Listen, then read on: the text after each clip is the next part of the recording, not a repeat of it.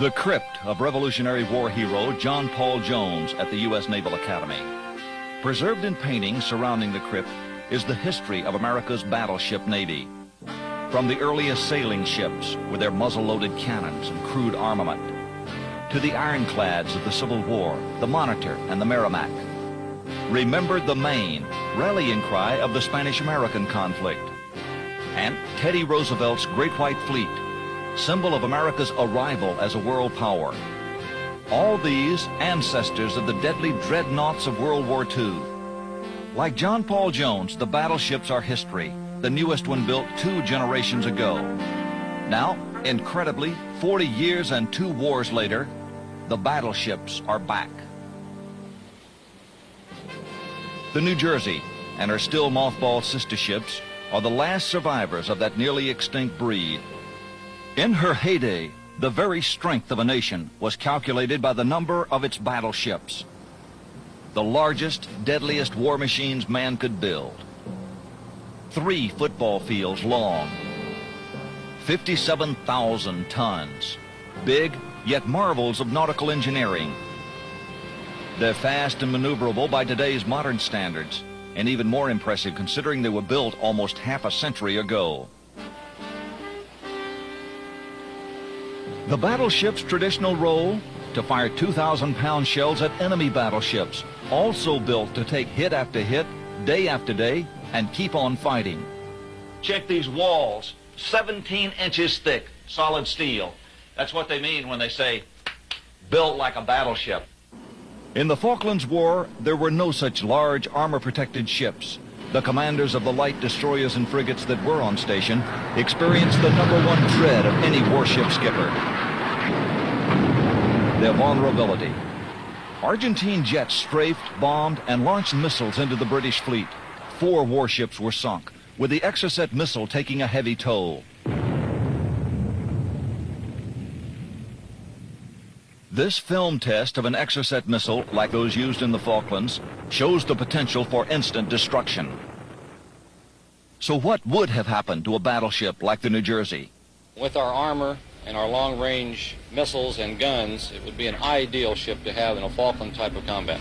Specifically, the Exocet missiles seem to do a lot of damage in the Falklands. What happens if an Exocet hits this ship?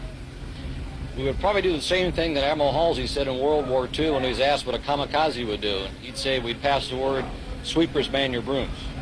This ship's built to take punishment and keep fighting. This ship would not have been bothered with the kind of weapons that sunk all those Brit ships down in the Falklands. And we have to be prepared to take hits and be able to keep fighting and win, and that's what this ship was built to do. One shouldn't build a ship because it's invulnerable. One builds a ship, in my opinion, or recommissions in the case of the New Jersey, because they can contribute something. And the contribution of the New Jersey and her sister battleships, in my opinion, in the 1980s will not be worth the cost in people and dollars, just will not be worth it. Stepping onto a battleship is like stepping back in time. For example, teak decks. You won't find those on any warships these days, just expensive Newport yachts. And take a look at those big 16-inch guns, the largest the Navy ever made. But they stopped making them after World War II. Cover 3, left gun loaded. Cover 3, left gun, shoot.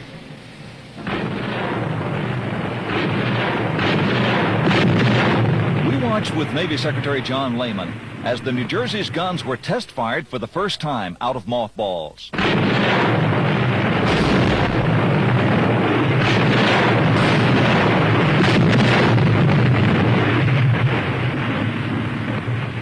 What this provides is a tremendous new flexibility to provide naval gunfire, to provide long-range strike missiles, to provide anti-ship missiles. Battleships will then have their big artillery for targets up to 20 miles away, and the cruise missiles with a range of 1,500 miles. Combined, they will provide a new strategic role for the battleship, a role which itself is a matter of controversy.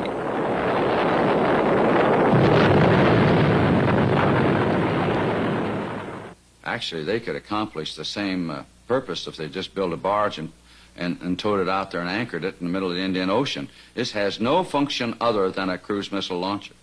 It is not a battleship anymore, and what's more, the days of battleships are gone.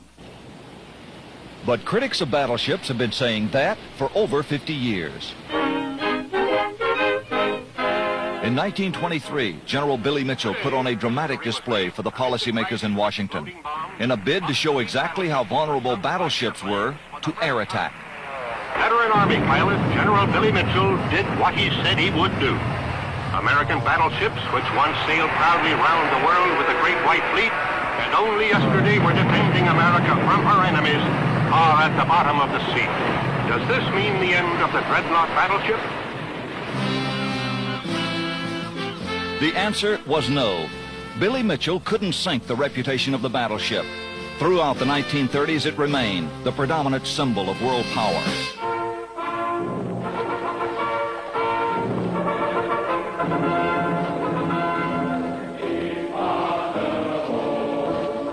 Bismarck, one of the biggest battleships of its day, was Adolf Hitler's message to the world that Germany was rearming for global conquest.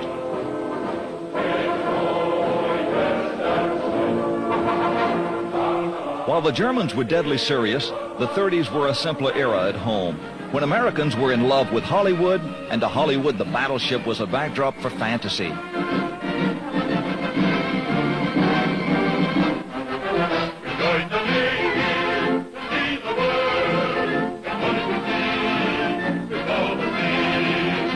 The Pacific and the Atlantic, but the Atlantic isn't romantic and the Pacific isn't what it's cracked up to be.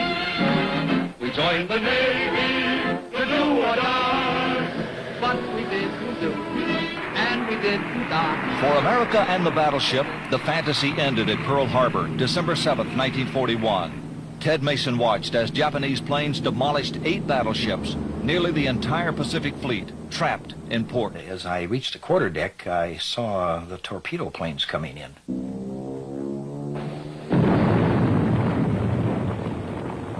They torpedoed almost all the ships of the battle line. And by the time I reached the top of the mainmast, the Oklahoma was already listing badly and soon turned turtle. It was simply an astonishing sight. Shortly after the Oklahoma turned turtle, I saw the Arizona blow up. The sight of a battleship blowing up is something you're not ever likely to forget. My ship was sinking, and the harbor was an absolute scene of carnage. I could hardly see to abandon ship. The smoke was so thick when I left to California. But the day of the battleship ended in 2 hours at Pearl Harbor. That was the denouement of the battleship Navy. Even so, the shipyards in 1943 were still cranking out battleships. In accordance with the foregoing authority, I now direct the New Jersey be placed in commission.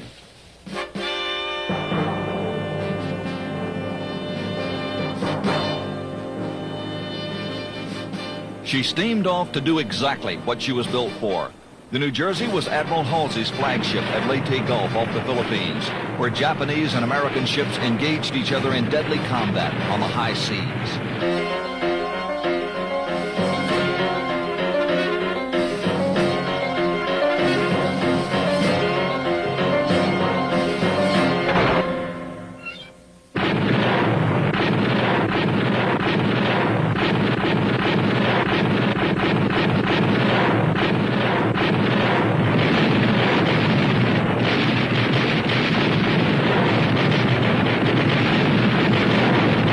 Never again would such huge warships engage each other so directly.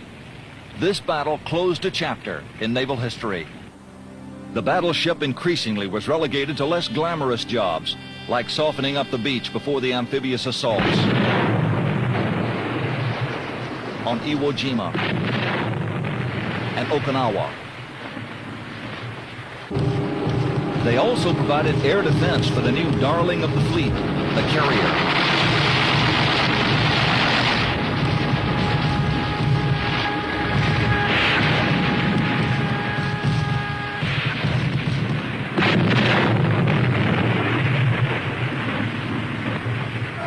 With victory in the Pacific, the battleship was raised briefly once again to its former glory. The Missouri was the floating symbol of U.S. power in Tokyo Bay when General MacArthur met the Japanese on her decks to accept their surrender. I now invite the representatives of the Emperor of Japan and the Japanese government and the Japanese Imperial General Headquarters to sign the instrument of surrender at the places indicated. In peace, there was nothing left for the gallant old ships to do. As the American military was restored to a peacetime footing, the battleships were put in storage, just in case they might be needed again. In 1955, the Missouri was retired and brought here to join the mothball fleet in Bremerton, Washington. They were tied up and virtually forgotten, left for rust to set in, a place for pigeons to roost, derelicts of the docks, relics of a bygone age. But its obituary was premature. With Vietnam a frustrating target of endless U.S. pounding, the Pentagon reactivated the New Jersey to blast Viet Cong positions in the jungles of Southeast Asia.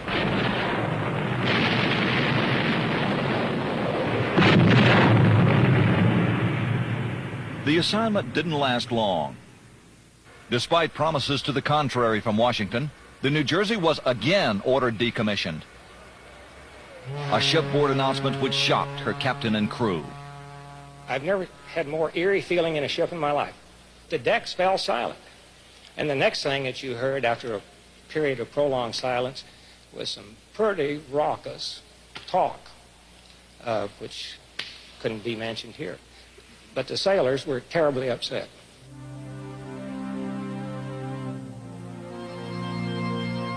But the sun still had not set on the battleship. Ronald Reagan wanted to build up the Navy fast. Congress approved funds to reactivate the 4 old battle wagons, the New Jersey, the Iowa, the Missouri, and the Wisconsin. Shipyards sprang to life with construction crews. The New Jersey, 13 years in mothballs, was the first to be spruced up, and soon her powerful guns once again pointed the way to sea. Today, as always, the battleship remains controversial among military strategists. But her critics and her admirers alike agree on one thing. The big, old, lumbering ladies of the sea are something extra special. The crew and I both feel that we are a part of history right now, and you look back at what this ship did. For example, she has more battle stars than any other warship in our Navy. It's the aura of the battleship. Anybody who walks aboard a battleship feels those massive 150,000, I think it is, horsepower turbines, who's propelling the ship. Watch the gunfires, feel the whole ship shudder. It's phenomenal. I mean, you love them, you want them. It's sort of like the cavalry charge. It was simply the most impressive thing that man ever built, certainly for seagoing duty. You could see one offshore, and it simply radiated power and menace. It was a mighty sight, and I suppose it's that combination of beauty and awesome power that is so attractive, and apparently still is to the admirals, and still is to the old battleship sailors, too.